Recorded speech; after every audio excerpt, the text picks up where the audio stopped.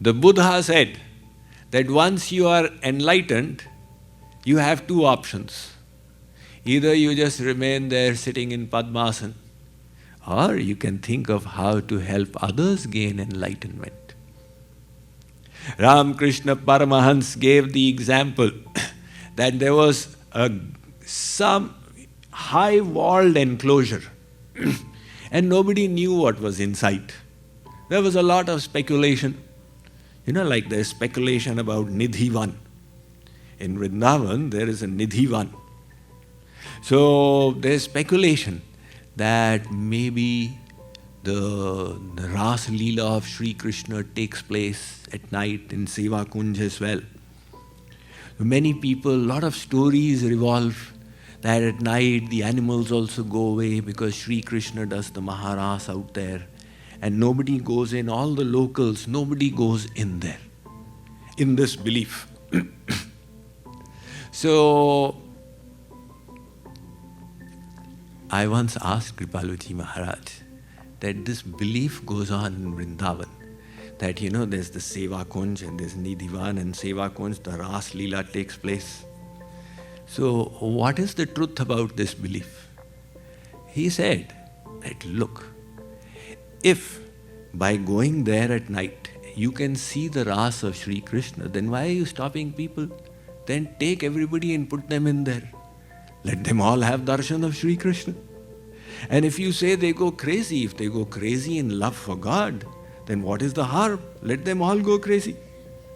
So he said that once when I was in Vrindavan, my secretary, he went at night and he jumped in. And he came back and told me, Maharaj ji, हमने तो कुछ देखा नहीं. Maharaj ji said, तुम पागल हो गए हो, ऐसे देख लोगे क्या? So, there's these beliefs. Now here was an enclosure and nobody knew what is inside. One person put a ladder and climbed up and looked. Ho, ho, ho, ho. He jumped in. He found a Shangri-La paradise there. The next guy came, he saw, ha, ha, ha, ha. He also jumped in. Woo, this is too good. The third guy came, oh, this is La La Land. He also jumped in. The fourth guy came and looked. He said, my God, a lot of people would benefit by coming here. So instead of jumping in, he came down.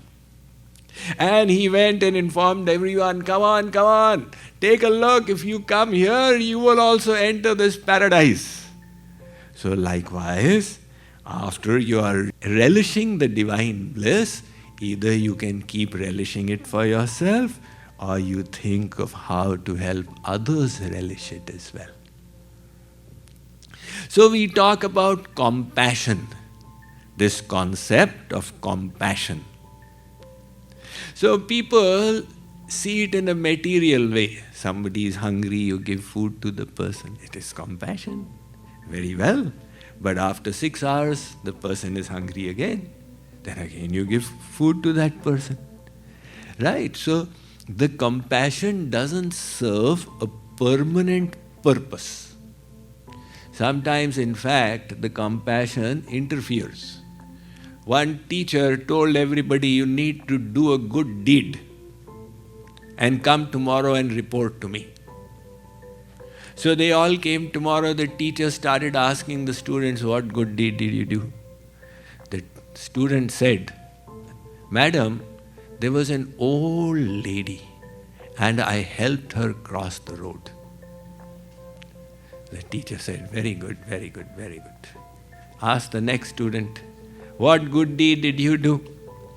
That person said, Madam, there was this old lady and I helped her cross the road.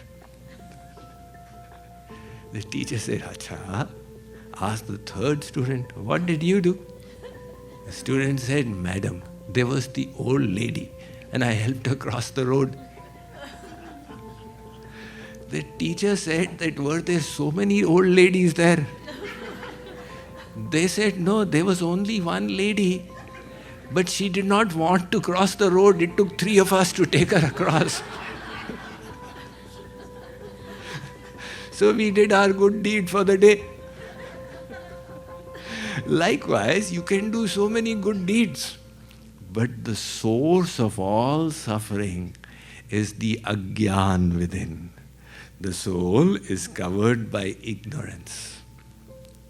And that is why the real welfare we can do is helps dispel the soul's Agyan, to help take the soul to God. That is the welfare work which the saints are engaged in. Now, if we want to do welfare work, either we have the power to do it ourselves, or then we help the saints, we help the Guru in the work that they are doing. That becomes the most auspicious, the most beneficial kind of welfare work. King Janak, when he received knowledge from his Guru, he said, Gurudev, you have blessed me with so much. How can I repay you for it? And his Guru said, how can you repay? There is no way you can discharge this debt, because the knowledge that you got was divine, and anything that you give will be material.